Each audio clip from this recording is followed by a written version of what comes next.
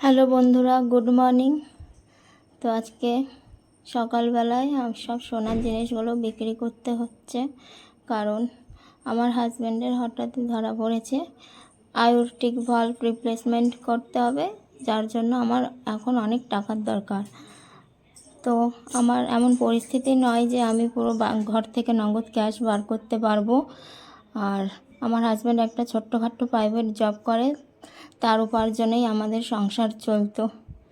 তো তার উপার্জনের মাধ্যমেই আমি এই জিনিসগুলো অল্প অল্প করে অনেক কষ্টে গড়ে তুলেছিলাম।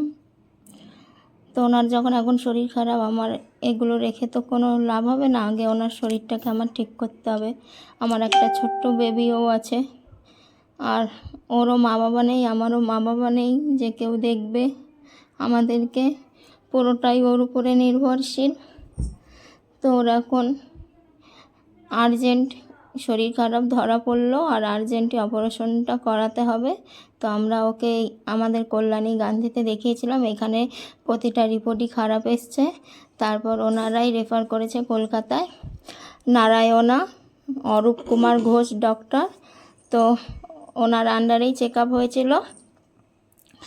উনি বলছেন যে এখন ওনার যে আয়োরটিক ভাল্ভটা আছে, ভাল্ভটা ওনার রিপ্লেসমেন্ট করতে হবে, তাও আর্জেন্ট।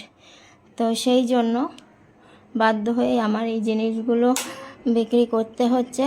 আর বিক্রি করার পরেও আমার আরও অনেক টাকাই লাগবে। তো জানি না কী করে কতটা কি সম্ভব পারবো। তো প্লিজ বন্ধুরা, তোমরা যদি ভিডিওটা দেখে থাকো, তোমরা প্লিজ শেয়ার করো ভিডিওটা।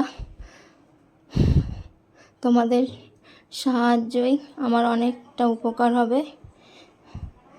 তো আমি সোনাগুলো বার যখন করছিলাম কথা বলতে পারছি না, খুবই কষ্ট হচ্ছিল, তাই কথা বলিনি। এখন আমি ভয়েস রেকর্ড করে দিচ্ছি তোমাদেরকে, তাও বহুত কষ্টেই কথা বলছি, কিন্তু কিছু করার নেই।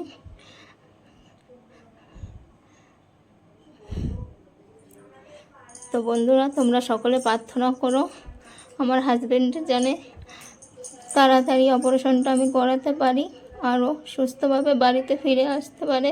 ও এখন বাড়িতেই আছে, আমি আমার বাপের বাড়িতে আছি এই মুহূর্তে।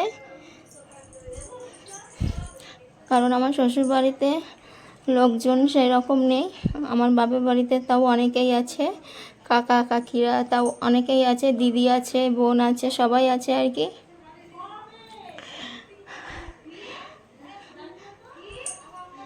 তো সত্যি কথা বলতে আমার এখন এই মুহূর্তে অনেকটাই আর্থিক দরকার আছে।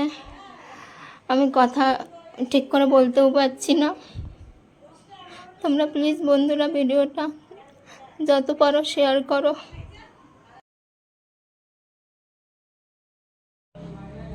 এরপরেও দেখো, কানে একটা ছোট্ট টপ পরা ছিল, সেই টপটাও আমার খুলে দিতে লাগছে, শুধুমাত্র হাতের নোয়াটা ছাড়া।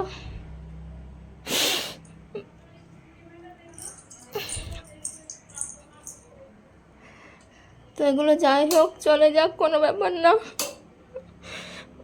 আমার হাজব্যান্ড যাতে সুস্থ হয়ে বাড়িতে ফেরে, এটাই আমি চাই। আর যত তাড়াতাড়ি পারি আমি যাতে ওকে চিকিৎসাটা করাতে পারি।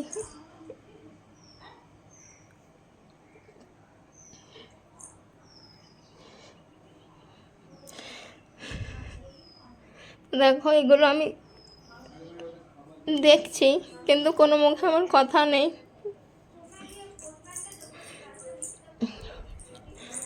এগুলো আমি কোনো কথা বলার মধ্যে আমি ছিলাম না তখন, চুপ